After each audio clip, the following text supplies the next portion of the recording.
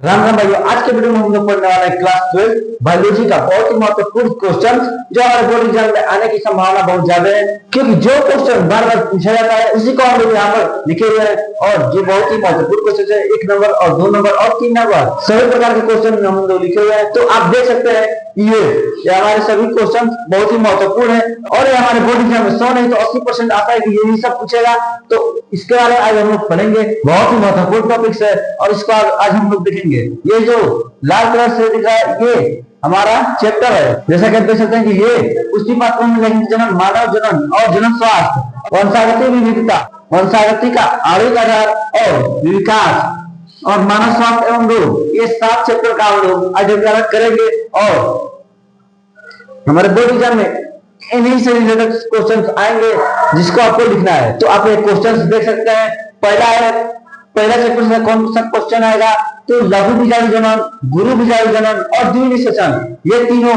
और दूसरे चैप्टर से हमारा क्या आ सकता है, नर जनन तंत्र, मादा जनन तंत्र और अंडा जनन और शुक्र जनन। और हमारा तीसरा चैप्टर है जनन स्वास्थ्य, इसमें क्या आएगा, परिवार नियोजन की विधियां और जनसंख्या विस्फोट क्या होता है उसके बारे में लिखना है। और वंशागति विविधता हमारा चौथा लेसन है, इसमें से क्या आ सकता है, एक संकर संकरण। ऐसे ही आप देख सकते हैं कि ये जो यहाँ पर लिखे हुए आप लोग इसको लिख लीजिए। अगर आपको इन सब क्वेश्चंस का आंसर जानना है तो आप इसी वीडियो में देख सकते हैं या फिर आप अलग से सर्च करके दूसरे वीडियो में भी देख सकते हैं। बस यही क्वेश्चंस आएंगे, इसको आप लिख लीजिए और सर्च करके देख लीजिएगा। अगर आपको इसी वीडियो में देखना है तो हम इसको पूरा बताएंगे, आप वीडियो में अंत तक बने रहिएगा। आपको गारंटी दिलाता हूँ ये सब आपको याद दिला कर जाऊंगा। तो देखते हैं लघु बीजाणु जनन क्या होता है। तो लघु मतलब होता है छोटा, बीजाणु मतलब होता है बीज का अणु, मतलब बीज का छोटा सा तार, और जनन मतलब उत्पत्ति करना। तो लघु बीजाणु जनन मतलब छोटे से बीज के अणु का उत्पत्ति करना हमारा क्या कहलाता है, लघु बीजाणु जनन कहलाता है। अब इसको अच्छे से समझते हैं। अब देखते हैं इसकी संरचना कैसे होती है और कैसे ये बनता है। तो इसकी संरचना कुछ इस प्रकार होती है। तो इसको समझने से पहले हम इसको समझते हैं। तो पुष्प में क्या क्या भाग होते हैं, उसमें होता है दलपुंज, और क्या होता है पुंकेसर, और क्या होता है जयरान। तो जयरान के 3 भाग होते हैं, वर्तिकाग्र, वर्तिका और अंडाशय। तो हमको मादा भाग देखना नहीं, हमको नर भाग देखना है। तो नर भाग में क्या होते हैं, पुमंग ये है, और पुमंग के आगे जो होता है गोलाकार संरचना, ये हमारा होता है परागकोश, और परागकोश के अंदर ही हमारा ये होता है परागकण। और परागकण की संरचना ऐसे बना सकते हैं, जैसे ये क्या है, हमारा परागकोश है। परागकोश को हम लोग मान लीजिए परागकोश को हम लोग क्या करते हैं, बड़ा सा बना लेते हैं ऐसे, और इसको हम बीच में से काटेंगे तो क्या होगा, हमारा संरचना कैसी बनेगी, तो ऐसे हमारी संरचना बनेगी। तो इसमें क्या कौन कौन सा परत होता है, क्या क्या उसमें होते हैं, तो इसमें 4 लघु बीजाणु धानी होती है। तो ये जो 4 धानियां दिख रही है, यही हमारा क्या है, लघु बीजाणु धानियां है। लोग ये कह सकते हैं कि हमारे परागकोश में 4 लघु बीजाणु धानियां होती है। और ये जरूरी नहीं है कि 4 ही हो, किसी में 3 होता है, किसी में 4 होता है, किसी में 5 भी हो सकता है, किसी में 2 भी होता है। तो हमारा आवृत बीजीय पौधे में हमारा 4 ही होता है। तो इसकी संरचना को देख लेते हैं। इसमें क्या होता है, ये क्या है हमारा, ये जो बाहर पूरी संरचना है ये हमारा क्या है, बीजाणु जनन उत्तक है, ये उत्तक है। और ये क्या है, ये हमारा क्या है, मध्य परत है, मतलब बीच का परत है। और ये क्या है, हमारा कैपिटम, यही हमारा ये दोनों को जोड़ता है, यही तो दोनों को जोड़ रहा है ना, इन दोनों को ये जोड़ता है, यही भाग। तो वो हमारा होता है कैपिटम। तो हम लघु बीजाणु जनन का परिभाषा ऐसे दे सकते हैं कि परागकोश में परागकण का बनना और परिपक्व होकर बीज बनना हमारा क्या कहलाता है, लघु बीजाणु जनन कहलाता है। और लघु बीजाणु में हमारे 4 लघु बीजाणु धानी होते हैं। बस इतना ही आप लिख देंगे तो आपको पूरा का पूरा नंबर मिल जाएगा। और अगला देखते हैं गुरु बीजाणु जनन। तो हम लोग इसको एक एक करके देख लेते हैं, गुरु और बीजाणु और जनन। तो जनन मतलब क्या होता है, उत्पत्ति करना है, जानते ही है। और बीजाणु मतलब बीज का अणु, वही छोटा सा पार्ट। और ये गुरु मतलब जो नया जन्म देता है, जो नया उत्पत्ति करता है, वही हमारा गुरु होता है। मतलब जो हमको परिपक्व बनाता है वही हमारा गुरु होता है। तो इसको इस पुष्प से समझते हैं। तो पुष्प में हमारे 3 भाग होते हैं, वर्तिकाग्र, वर्तिका और हमारा ये अंडाशय। अंडाशय को हम लोग यहाँ पर बड़ा बना लेते हैं। तो हमारा ये अंडाशय को बड़ा बना दिए हैं। इसमें क्या होता है, 3 पार्ट होते हैं, एक अंड कोशिका होती है और उसके साथ 2 होते हैं सहायक कोशिका। तो हमारा निषेचन कौन करता है? ये हमारा अंड कोशिका यह निषेचन करता है। तो अंड कोशिका हमारा एक होता है, तो हमारा बीजाणु ग्रहणी भी एक ही होता है। तो हम कह सकते हैं कि हमारा गुरु बीजाणु ग्रहणी में एक ही बीजाणु ग्रहणी होता है, वही हमारा होता है गुरु बीजाणु जनन। अब अगला देखते हैं कि द्विनिषेचन क्या होता है। हमारा द्विनिषेचन भी बहुत ही आसान है। कैसे? देखिए, ये जो पुष्प है इसमें क्या होता है? परागकोश होते हैं, जयान भी होता है। तो जयान में हमारा अंडाशय होता है, तो अंडाशय तो ये हमारा अंडाशय रहा, और ये हमारा परागकोश रहा। तो परागकोश के परागकण का हमारे अंडाशय के अंडकोश के अंदर मिलना हमारा क्या कहलाता है? निषेचन कहलाता है। मिलने से हमारा क्या होता है? निषेचन होता है। तो हमारा एक परागकण एक अंडकोशिका से जाकर मिलता है, तो हमारा क्या होता है कि निषेचन सही होता है। और यदि इसमें से दो परागकण निकल गए और दो परागकण निकल के सहायक कोशिका से निषेचन कर लिए और एक अंडकोशिका से निषेचन कर लिए, तो हमारा क्या हो जाएगा? दो बार निषेचन हो जाएगा। तो ये हमारा द्विनिषेचन होगा। क्या होगा? द्विनिषेचन। और ये मानव में भी हो सकता है कि दो अंडाणु से दो शुक्राणु निषेचन कर लिए, तो हमारा क्या हो जाएगा? वहां पर भी हमारा द्विनिषेचन हो जाएगा। और इस स्थिति में जुड़वा बच्चे पैदा होते हैं। वही हमारा द्विनिषेचन हुआ होता है तभी हमारे जुड़वा बच्चे पैदा होते हैं। तो हम द्विनिषेचन का परिभाषा ऐसे दे सकते हैं कि दो नर युग्मक का दो मादा युग्मक से जाकर मिल जाना और मिलकर दोनों ही निषेचित हो जाते हैं, तो क्या होता है कि दो भेड़ बनते हैं और दो शिशु बनते हैं। तो ये हमारा होता है द्विनिषेचन। इतनी बात आपको समझ में आई। और अगला देखते हैं दूसरा लेसन, मानव जनन। मानव जनन के अंतर्गत हम लोग पढ़ेंगे नर जनन तंत्र क्या होता है। तो नर जनन तंत्र हमारा क्या होता है? तो नर और जनन और तंत्र अलग अलग हम लोग समझते हैं। नर मतलब पुरुष और जनन मतलब उत्पत्ति करना, और तंत्र मतलब किस तंत्र के द्वारा एक नए इंसान की उत्पत्ति होती है, वही हमारा आता है नर जनन तंत्र। नर जनन तंत्र क्या होता है इसको मिटा देते हैं। तो हमारा नर जनन तंत्र क्या होता है?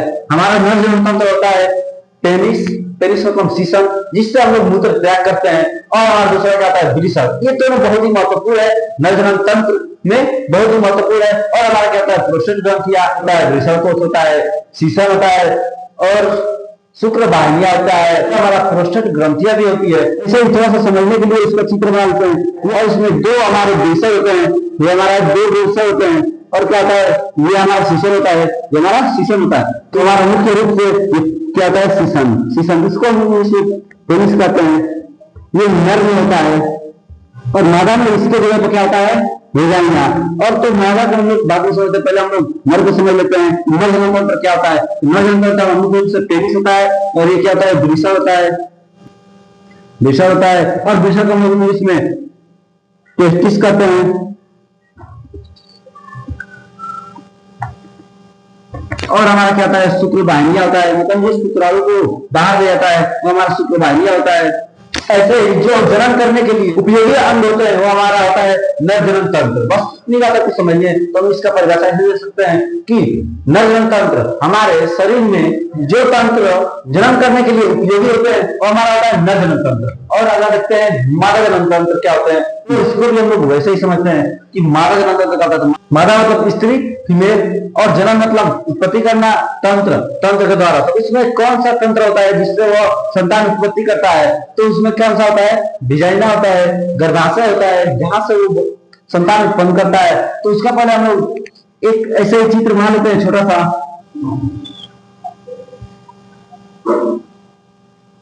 तो हम समझने के लिए ऐसा चित्र बनाए। वैसे तो आप सर्च करके देख लीजिएगा कि कैसा होता है, आप लोग बोर्ड एग्जाम अच्छे से बनाइएगा। तो हम देखते हैं कि मादा जनन तंत्र में कौन कौन से अंग उपयोगी होते हैं। तो हमारे मादा जनन तंत्र में क्या क्या हो सकते हैं? तो हमारा अंडाशय हो सकता है, विजाइना हो सकता है, और हमारा फ्लोपियन ट्यूब। जिस अवस्था से शिशु का पालन पोषण होता है, जहां पर वो रहता है वहां हमारा होता है फ्लोपियन ट्यूब। ये हमारा मादा जनन तंत्र हो सकता है, और हमारा ये विजाइना हो सकता है, और हमारा अंडाशय हो सकता है। ऐसे ही आप लोग समझ सकते हैं कि मतलब जो जन्म करने के लिए मादा में उपयोगी अंग होते हैं वो हमारा होता है मादा जनन तंत्र। इतनी बात आपको समझ में आई। अब अगला देखते हैं अंड जनन और शुक्र जनन क्या होता है। अंड जनन मतलब अंडा, अन्न मतलब अंडा, और जनन मतलब उत्पत्ति करना, मतलब अंडा का जब निर्माण होता है तो वो हमारा अंड जनन होता है। और शुक्र जनन क्या होता है? जब शुक्राणु का निर्माण होता है हमारा शुक्र जनन होता है। तो हमारा अंडाणु मादा में बनता है और शुक्राणु नर में बनता है। अंडाणु हमारा मादा युग्मक होता है और शुक्राणु हमारा नर युग्मक होता है। इतनी बात आपको समझ में आई। अब हम लोग अगला देखते हैं क्या है हमारा अगला चैप्टर जनन स्वास्थ्य। जनन स्वास्थ्य हमारा कौन कौन सा क्वेश्चन पूछा जा सकता है, तो परिवार नियोजन की विधियां तथा जनसंख्या विस्फोट, ये भी बहुत महत्वपूर्ण है, आपको इसको रिवीजन करना ही पड़ेगा। तो पहले देखते हैं कि परिवार नियोजन विधियां क्या होती है। इसका हम लोग परिभाषा ये से दे सकते हैं कि परिवार को अच्छे और सुव्यवस्थित ढंग से चलाना हमारा परिवार नियोजन कहलाता है। मतलब परिवार को नियोजित तरीके से चलाना हमारा क्या होता है, परिवार नियोजन होता है। इसके लिए सरकार ने एक नारा भी दिया था, हम दो हमारे दो, वही हमारा परिवार नियोजन के अंतर्गत ही आता है। इसके लिए क्या क्या विधियां हम लोग अपना सकते हैं, तो इसमें और देख लेते हैं कि परिवार नियोजन क्या होता है। तो परिवार नियोजन मतलब परिवार को नियोजित तरीके से चलाना हमारा परिवार नियोजन होता है। ये तो हमारा परिभाषा हो गया। अब इसके अंतर्गत और उदाहरण सहित आपको समझाते हैं। परिवार में पहले क्या होता था कि परिवार में जितना मन करे उतना बच्चा पैदा कर लेते थे लोग, लेकिन उनको ये नहीं पता था कि ऐसा करने से हमारी जनसंख्या में वृद्धि होने से इस धरती पर अनाज की कमी और रहने घूमने फिरने इस सब की कमी होने लगेगी और पेड़ हमारे कटेंगे और जिससे ऑक्सीजन कम होगी और क्या होगा कि हमारा जनसंख्या बढ़ने से अनाज की कमी तो होगी, बाकी पॉपुलेशन भी बढ़ेगा। पहले के लोग को ज्ञान नहीं था, बच्चे पैदा होने को भगवान ईश्वर की देन मानते थे, लेकिन वो सरासर गलत थे। लेकिन इस वक्त के लोग बहुत होशियार है, हम दो हमारे दो का नारा जानते हैं और समझ सकते हैं कि हमको ज्यादा बच्चे पैदा नहीं करना चाहिए, ज्यादा से ज्यादा दो पैदा करना चाहिए। इसके लिए सरकार ने क्या क्या व्यवस्था की है। सरकार ने नियम लगाया है कि 18 साल के बाद ही किसी भी लड़के या फिर लड़की का विवाह होगा, उससे पहले नहीं होगा। क्योंकि अगर पहले होगा उनको बच्चा पैदा करने का अवधि ज्यादा मिल जाएगी और वो ज्यादा बच्चे पैदा करेंगे। इसलिए वो क्या सरकार ने क्या किया है कि 18 साल के बाद ही शादी होगा। तो ये हमारा है परिवार नियोजन की विधियां। और हमारा जनसंख्या विस्फोट क्या है, उसी के अंतर्गत ये भी है जनसंख्या विस्फोट, मतलब जनसंख्या का एक बढ़ जाना हमारा क्या कहलाता है, जनसंख्या विस्फोट कहलाता है। तो अगर हम परिवार नियोजन की विधियां नहीं अपनाते हैं तो जनसंख्या विस्फोट तो होगी और हुई भी है। भारत की आबादी चाइना से भी बहुत ज्यादा हो गई है। तो आप समझ सकते हैं कि भारत के लोग परिवार नियोजन के बारे में इतना नहीं जानते हैं, इसलिए ऐसा कर रहे हैं। और इसका सबसे मुख्य कारण ये भी है कि मृत्यु की दर में कमी और जन्म की दर में बहुत ही बढ़ोतरी हो रही है। ये इसका सबसे बड़ा दुष्प्रभाव है कि मृत्यु बहुत कम हो रही है लोगों की और जन्म इससे बहुत ज्यादा हो रही है। इसलिए हमारे देश की जनसंख्या लगातार बढ़ती जा रही है। यही हमारा जनसंख्या विस्फोट कहलाता है। तो आप जनसंख्या विस्फोट का परिभाषा ऐसे लिख सकते हैं कि जनसंख्या का मतलब आबादी का एक बढ़ जाना जनसंख्या विस्फोट कहलाता है। तो यहाँ तक आपको समझ में आई। हम अगला चैप्टर देखते हैं, हमारा चौथा चैप्टर है वंशागति और विविधता। इसके अंतर्गत हम लोग पढ़ेंगे एक संकर संक्रमण, द्विसंकर संक्रमण और लिंग निर्धारण और लिंग संलग्न वंशागति। तो हम पहला देखते हैं एक संकर संक्रमण क्या होता है। तो एक मतलब होता है अकेला, मतलब एक, और संकर मतलब होता है कि कोई बीज, मतलब कोई किसी बीज को हम लोग संकर कह सकते हैं। एक संकर और संक्रमण का होता है दो बीजों को आपस में क्रॉस करते हैं, मतलब मिलाते हैं, तो क्या होता है कि वहां संक्रमण होता है। वही हमारा एक संकर संक्रमण कराता है। इसको हम फिगर के माध्यम से और अच्छे से समझते हैं। पौधों में निषेचन कैसे होता है। पौधों में निषेचन पुष्प के वर्तिकाग्र पर परागकोश का आना हमारा क्या कहलाता है, परागण कराता है। और परागण के पश्चात हमारा निषेचन होता है। तो वो संक्रमण कैसे कराया जाता है इसके बारे में हम लोग को देखना है।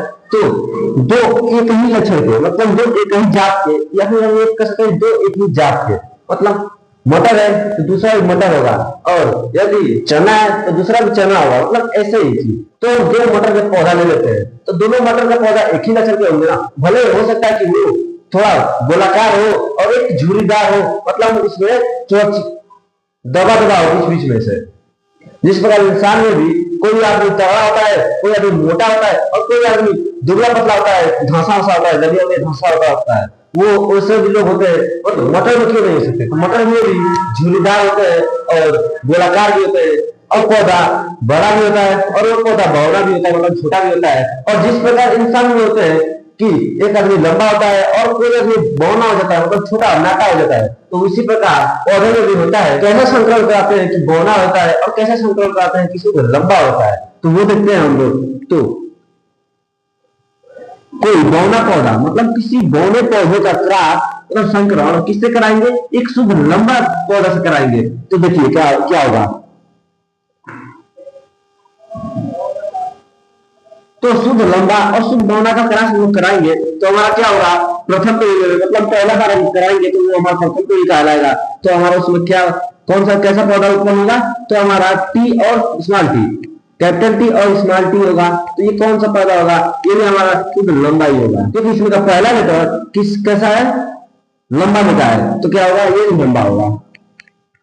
तो कहने का मतलब यह है कि एक पौधे मतलब छोटे मतलब नाटे पौधे के पुष्प के परागकोश के परागकण का किसी दूसरे लंबे लंबे पौधे के पुष्प के अंडाशय में ले जाकर निषेचन कराते हैं, मतलब वहां पर ले जाते हैं परागकण को। तो क्या होगा कि वहां पर संकर जो होगा वो हमारा होगा एक संकर संकरण, और हमारे इस संकरण में सूर्य लंबे पौधे का निर्माण होगा। बस इतनी सी बात आपको जाननी थी। तो हम लोग इसका डेफिनेशन ऐसे दे सकते हैं एक संकर संकरण का, कि जब एक ही लक्षण वाले मतलब एक मटर का है तो दूसरा भी मटर का है, दोनों एक ही लक्षण के हैं, जब एक ही लक्षण के जीवों का क्रॉस मतलब कराते हैं और लेकिन उनका गुण अलग अलग, गुण मतलब एक तो नाटा है और एक बहुत लंबा है, तो दोनों का गुण अलग है लेकिन लक्षण एक ही है, क्योंकि दोनों मटर ही है। एक ही लक्षण के दो पौधे का क्रॉस कराते हैं और दोनों का गुण अलग अलग हो, तो वही हमारा होता है एक संकर संकरण। उसकी संरचना हम यहाँ पर बनाए हुए हैं कि आप देख सकते हैं कि कैसे क्रॉस कराया जाता है, और इसको हम लोग चेकर बोर्ड के माध्यम से भी क्रॉस करा सकते हैं। तो चेकर बोर्ड क्या होता है, चेकर बोर्ड हम लोग ऐसे कराए हैं, और दूसरी विधि में हम लोग आसान भाषा में या फिर हम दूसरी विधि में हम लोग कैसे करा सकते हैं, इसको यहां पर लिख देंगे कैपिटल टी स्मॉल टी, ठीक है। अब इसका हम लोग क्रॉस कराएंगे तो क्या होगा हमारा टी, तो इसका हम लोग जब क्रॉस कराएंगे तो क्या होगा, पहला टी उतार लेंगे, फिर से ये उतार लेंगे, और क्या है ये टी, इस टी को उतार लेंगे, फिर से इस टी को उतार लेंगे, फिर से इस टी को उतारेंगे, फिर से इस टी को उतारेंगे, ठीक है, और फिर से इस टी को उतार लेंगे और फिर से इस टी को उतारेंगे। तो हमारा चेकर बोर्ड के माध्यम से हम लोग क्रॉस करा दिए हैं। तो इसमें क्या हुआ है, यही निकला है, क्या आया है, शुद्ध लंबा आया है। तो हमारा ऐसे भी क्रॉस करा सकते हैं। अब देखते हैं द्विसंकर संकरण क्या होता है। इसमें क्या होता है कि द्वि मतलब दो और संकर संकरण मतलब आपको बताया ये संकर संकरण मतलब क्या होता है। तो द्विसंकर संकरण मतलब यह होगा दो लक्षणों को ध्यान में रखकर, एक संकर में क्या था, एक लक्षण को ध्यान में रखकर क्रॉस कराए थे, और इसमें क्या होगा कि दो लक्षण को ध्यान में रखकर हम लोग क्रॉस कराएंगे, तो हमारा क्या होगा, द्विसंकर संकरण होगा। तो वो कैसे होगा ये भी देखते हैं। क्या कर देते हैं कि हम लोग पीला गोलाकार, इसमें हम लोग क्या करेंगे कि दो लक्षण वाले जीवों का हम लोग क्रॉस कर रहे हैं, तो पीला, हरा, झुर्रीदार, और क्या है हमारा गोल। तो हम लोग कैपिटल वाई से हम लोग पीला को दर्शाते हैं, और हरा को हम लोग स्मॉल वाई से दर्शाते हैं। ठीक, इतनी बात आपको समझ में आई। और गोल को हम लोग कैपिटल आर से दर्शाते हैं, और झुर्रीदार को हम लोग स्मॉल आर से दर्शाते हैं। तो ये इसका जोड़ी हो गया और ये इसका जोड़ी होगा। ये पीला है तो हरा हो गया और झुर्रीदार है तो गोल हो गया। तो अब इसको ध्यान में रखकर हम लोग को क्रॉस कराना है। तो इसका क्रॉस कैसे कराएंगे, तो हम लोग ऐसे कराते रह जाएंगे। इससे बढ़िया हम लोग क्या करेंगे, ऐसे अगर हम कराएंगे तो हमें टाइम भी लगेगा और हम जल्दी से करा नहीं पाएंगे। इससे बढ़िया है कि चेकर बोर्ड के माध्यम से अच्छे से समझ जाते हैं, चेकर बोर्ड के माध्यम से अच्छे से समझते हैं। तो इसका हम लोग क्रॉस करा के देखते हैं क्या होता है। तो जो कैपिटल में है उसको हम लोग एक साथ ले लेते हैं। कैपिटल में ये भी है आर, और जो स्मॉल में है वो उसको भी ले लेते हैं। ठीक, एक साथ कैपिटल को ले लेते हैं, एक साथ स्मॉल को ले लेते हैं। इसके बाद हम लोग क्रॉस कराते हैं। तो कैपिटल डबल आई और कैपिटल डबल आर ये हमारा किस चीज का है, तो ये हमारा पीला है, और ये क्या है हमारा कैपिटल आर गोल है। सॉरी, समझे, इतनी बात समझ में आई। और हमारा स्मॉल वाई क्या है, हरा है, और स्मॉल आर क्या है हमारा झुर्रीदार है। और हम लोग पीला और गोल का क्रॉस कर लेते हैं और हरा झुर्रीदार का क्रॉस कर लेते हैं। तो हम लोग इसका कराएंगे तो क्या होगा, कैपिटल वाई और कैपिटल आर आएगा, और इसमें हम लोग कराएंगे तो स्मॉल वाई और स्मॉल आर आएगा। तो अब इसका क्रॉस हम लोग अब इस दोनों का क्रॉस हम लोग कराते हैं। तो क्या आता है, capital Y small y capital R small r. ये इतनी बात आपको समझ में, ये हमारा प्रथम पीढ़ी हो जाएगा, तो इसको हम लोग F1 पीढ़ी कह सकते हैं, मतलब प्रथम पीढ़ी। और दूसरी पीढ़ी होगी तो हम लोग यहाँ पर F2 पीढ़ी लिख देंगे। और ध्यान देते हैं कि ये क्या है, हमारा समयुग्मजीय है, क्योंकि दोनों एक समान ही है और ये भी समयुग्मजीय है, मतलब दोनों एक समान है, तो ये क्या हो जाएगा, समयुग्मजीय। ठीक, इतनी बात आपको ध्यान में रखनी है। और यहाँ पर हमारा क्या है, विषम युग्मजीय है, क्योंकि ये दोनों विषम है, मतलब एक दूसरे जैसे नहीं है।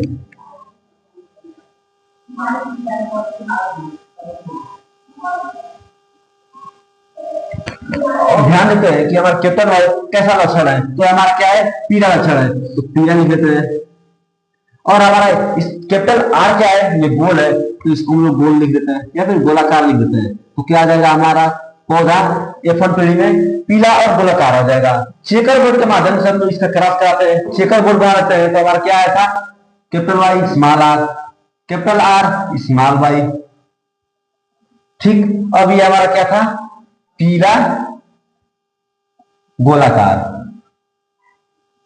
ठीक, अब इसको हम लोग चेकर बोर्ड के माध्यम से क्रॉस कराते हैं और सेम इसको इधर भी उतार लेते हैं। तो capital Y capital R, capital Y small r, small y capital R और कैपिटल वाई स्मॉल आर। अब क्या करेंगे, इसमें से किसी एक को नर मान लेते हैं और किसी को मादा मान लेते हैं। तो लगभग हम लोग इसको नर मान लेते हैं ऊपर वाले को, और इसको मादा मान लेते हैं। नर और मादा के बीच में ही क्रॉस कराया जाता है ना। और क्या होता है, हमारा पौधा में नर और मादा दोनों एक ही में होता है। ये तो आपको पता होगा, क्योंकि हमारा पौधा द्विलिंगी होता है, मतलब उसमें दो लिंग पे आता है, नर और मादा दोनों। इसको हम क्रॉस कराते हैं तो क्या आएगा, पहले इसको लिख देते हैं कैपिटल वाई, और उसके बाद इस वाई को लिख देंगे तो कैपिटल वाई, और फिर से इस आर को लिख देंगे, फिर इस आर को लिख देंगे। तो कैपिटल वाई हमारा पीला का लक्षण है और कैपिटल आर हमारा गोल का लक्षण है, तो पीला गोलाकार आएगा। ठीक है, तो ऐसा ही हम लोग इसका सबका कराते जाएंगे। तो इसका इससे कराएंगे तो कैपिटल वाई, फिर से यहाँ पर कैपिटल वाई है, फिर से इसमें कैपिटल आर, और इसमें क्या है, स्मॉल आर।